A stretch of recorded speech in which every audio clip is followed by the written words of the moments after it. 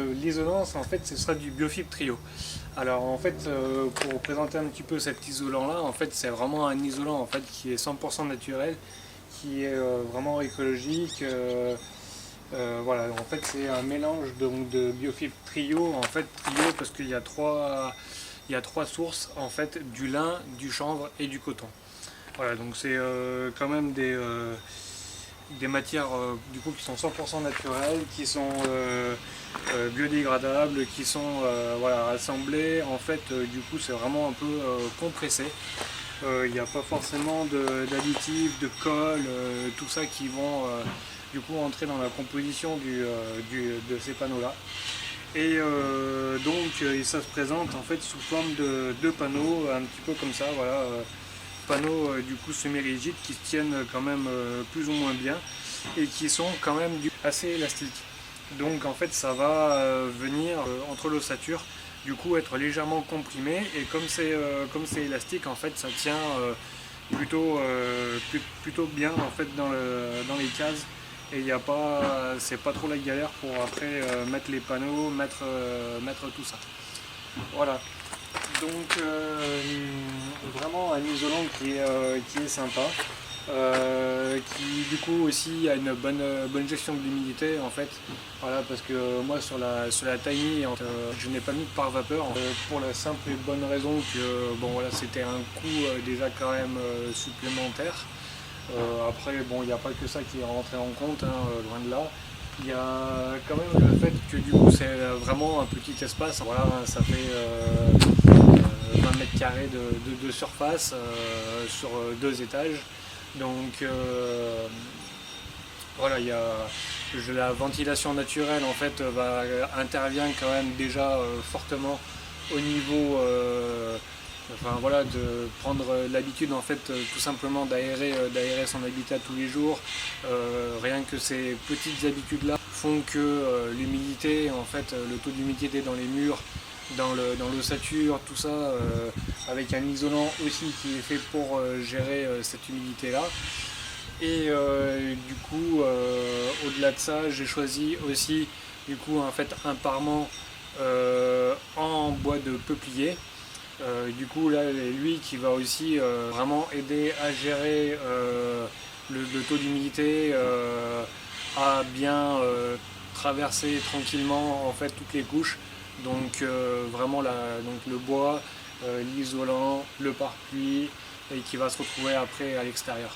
Voilà. Donc après c'est vraiment des habitudes à prendre, typiquement après la salle de bain donc qui va être à peu près en face là. Il y aura un extracteur d'air aussi.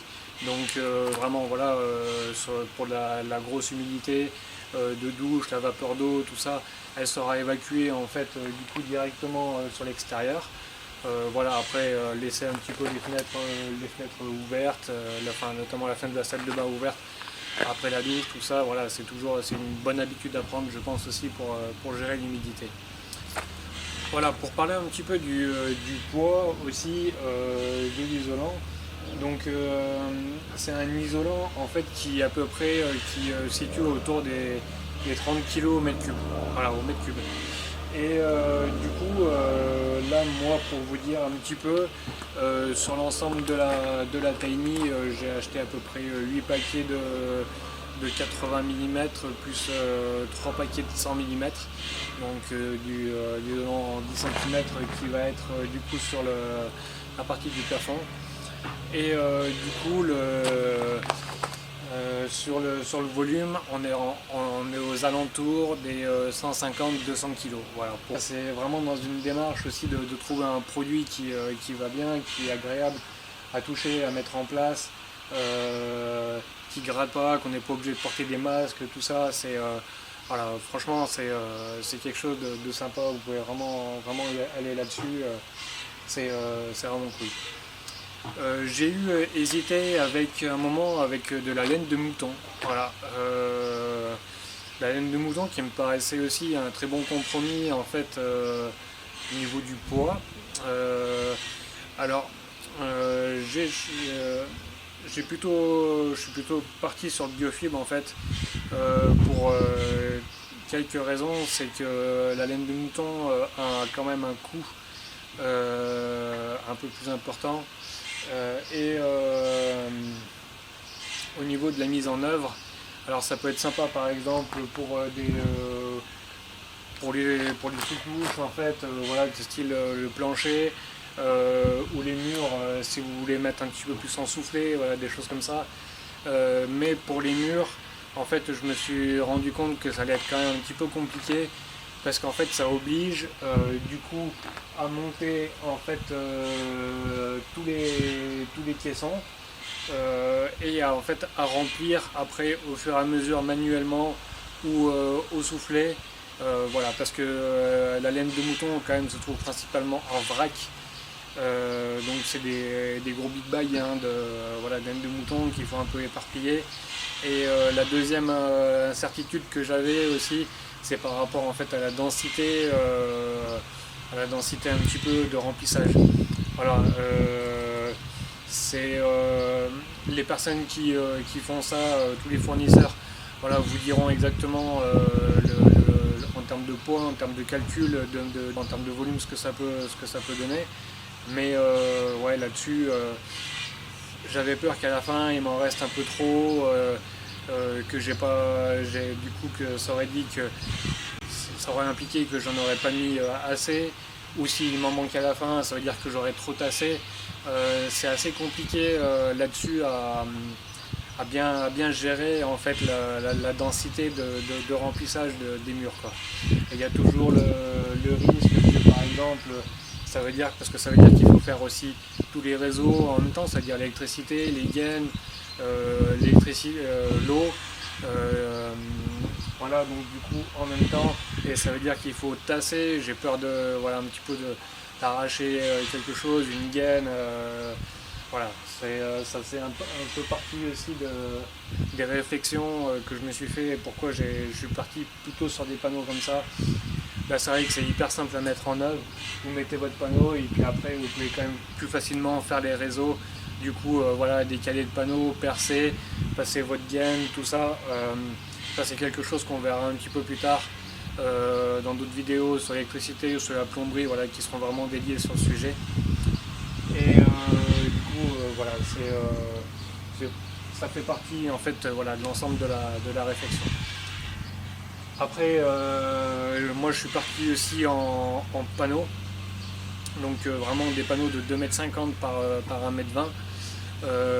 Auquel cas, si vous partez avec du lambris, c'est quelque chose qui peut être plus facile à faire, parce que le lambris, voilà, vous pouvez vraiment voilà, mettre deux ou trois lames, et remplir du coup après au fur et à mesure voilà, les deux lames, les deux, trois lames, en allant bien derrière les gaines, derrière les boîtes, tout ça. Moi c'est vrai que le choix des panneaux a fait que du coup j'ai dû plus me diriger sur ce type de produit du coup en panneau directement.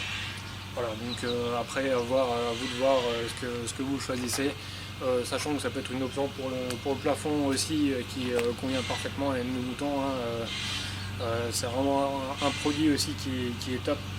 Et on n'en a pas parlé, mais comme il y a du chanvre, en fait, c'est quelque chose qui ne peut pas être attaqué par les rongeurs. Voilà. Le chanvre, en fait, est vraiment donc imputrescible aussi. C'est ça qui fait que ça résiste très bien à l'humidité. Et c'est ça qui fait aussi que c'est pas attaqué par les bêtes, par les mites, et par les rongeurs. Voilà. La laine de mouton, c'est le même type de propriété, encore plus qu'elle est vraiment aussi beaucoup plus inifugée. Voilà, donc protection encore supplémentaire contre le feu pour la laine de mouton. Là-dessus, je crois pas qu'il y ait bien de risque, tout ça, honnêtement, voilà, c'est une petite incertitude. Mais bon, voilà, exposer directement au feu, c'est pas tous les jours quand même dans une tiny house. Pour reparler un petit peu aussi de l'isolation et que j'ai choisi du coup de ne pas mettre de pare-vapeur, c'est aussi que je vais mettre un poêle à bois dans la tiny. Donc du coup voilà, ça fait partie de mon mode de chauffage parce que je veux être après autonome le plus possible du coup en photovoltaïque. Et du coup c'est pour ça que j'ai choisi ce mode de chauffage là. C'est un mode voilà, qui ne consomme pas d'énergie électrique. Voilà, c'est quelque chose qui sera super et ça apporte voilà, un effet de chaleur quand même qui est incomparable par rapport aux autres chaleurs. La sensation du feu, l'esthétique aussi, voilà, ça y a quelque chose d'un petit peu rustique, d'assez nature, d'assez sympa. Et pour moi, c'est un plaisir de faire, de faire une petite soirée au feu le soir. Voilà, il y a cette question-là. Et du coup, question plus technique, en fait, le poêle aide à sécher l'air. Donc voilà, ça aide aussi du coup à maintenir le taux d'humidité, surtout en hiver, qui peut grimper un petit peu forcément avec la saison, les pluies, la neige, un peu le mauvais temps. Voilà, mauvais temps intérieur, extérieur aussi. Voilà, ça aidera de toute manière à assécher l'air. Voilà, je vous partage quelques photos du coup de l'avancée un petit peu des travaux d'isolation. Donc vous voyez vraiment du coup l'isolation sans le parquet avec une bonne partie du parquet. Et puis après sur les suivantes, donc avec les poutres de la mezzanine qui ont été posées, le parquet un petit peu aussi. Et puis voilà, comme ça vous donne une idée, un petit timelapse voilà, des travaux qui ont été faits en photo. Je voulais également vous partager du coup mon retour d'expérience du coup sur l'isolation. C'est une isolation franchement qui se pose vraiment super bien. C'est vraiment le biofibre, c'est vraiment quelque chose qui est agréable à poser, qui se fait qui se fait très bien. Hein. Vraiment, ça a vraiment la portée de tout le monde, tout ça. C'est pas un isolant qui est compliqué à poser. Et au contraire de ça, je pense que c'est un des plus faciles, sachant que c'est quelque chose qui se maintient très bien avec en fait l'élasticité de cet isolant, ça apporte vraiment une solution qui est pratique. Du coup, alors pour la découpe, je voulais revenir un petit peu parce qu'en fait, moi, j'ai pas utilisé du coup de scie à isolant comme ils vendent dans les magasins de bricolage. En fait, j'ai simplement utilisé une scie Egoin, un classique pour du bois. Alors, ça effiloche un petit peu l'isolant. Mais en fait, ce que j'ai fait, moi, du coup, même si ça a effiloché un petit peu justement l'isolant, c'est que j'ai fait ça en fait donc sur un plastique propre en fait j'ai récupéré en fait tout ce qui était effiloché dans la découpe. Hein. Ça fait une découpe qui est quand même nette à la fin hein, sur les bords. C'est pas quelque chose qui mâchait l'isolant à la découpe. Ça a effiloché en fait voilà sur le fil de la découpe. Et du coup, en fait, ce que je faisais, c'est que vu que j'étais sur un support qui était propre et pas, par exemple, enfin voilà, sur quelque chose de poussiéreux, un sol qui est poussiéreux, tout ça, et ben je me permettais de récupérer en fait ces chutes-là et ça me servait donc à la fois donc comme vous voyez sur la première vidéo pour combler du coup l'épaisseur qu'il y a donc au niveau du toit au niveau du plafond, euh, toute cette épaisseur en fait qu'il y a du coup dans la première poutre voilà, d'ossature. Et après je mettais mon panneau du coup qui rentrait pile poil. Ou sinon ça me servait aussi, ça m'a servi sur la fin du chantier à justement combler tous les petits trous, toutes les petites découpes qu'il y avait à faire pour combler un petit peu plus derrière les gaines, voilà. En tout cas, c'est pas quelque ça, c'est pas été un déchet, c'est pas parti à la poubelle. C'est vraiment quelque chose qui m'a servi. Voilà. Donc la scie Egoin, voilà, moi c'est quelque chose, je m'étais dit, ça sert à rien d'acheter une scie à isolant parce que c'est quelque chose qui va me servir que pour l'isolation là, puis après je vais plus en avoir l'utilité. Donc selon votre choix, vous pouvez soit en acheter une et la revendre après, soit du coup si vous avez une scie Egoin, ben vous en servir comme je m'en suis servi quoi. Voilà. Si ça peut vous éviter d'acheter encore des choses, c'est plutôt pas mal. Après, pour ce qui est de la découpe donc de l'isolant, donc c'est vu. Et puis au niveau des dimensions, du coup, il me paraissait juste aussi de revenir là-dessus. Donc Biofib préconise en fait de découper 2 centimètres de plus que la mesure que vous allez faire en fait pour découper votre panneau quoi. Enfin pour entre les deux solives, vous prenez une mesure et du coup bah, vous rajoutez 2 centimètres de découpe à votre panneau pour qu'il puisse en fait s'intégrer et justement grâce à son élasticité pouvoir tenir tout seul. Donc 2 centimètres sur les murs ça joue pas mal, ça va bien. Par contre pour plafond c'est pas assez. Moi je vous préconise plus de doubler, donc de mettre 4 à voire 5 centimètres en fait de surplus à votre découpe pour que le panneau puisse du coup tenir plus facilement. Parce que sur certains panneaux, j'ai eu un petit peu des soucis qui sont retombés ou qui sont ou quand j'ai mis mes plaques en fait de peuplier au plafond, il y en a qui pesaient un petit peu sur la plaque et c'était un petit peu compliqué. Donc voilà, c'est mon retour d'expérience sur le plafond ou sur les si vous avez des dévers, des choses comme ça, n'hésitez pas à mettre 5 centimètres je pense, de surplus pour que le panneau soit bien compressé vraiment en fait entre les poutres.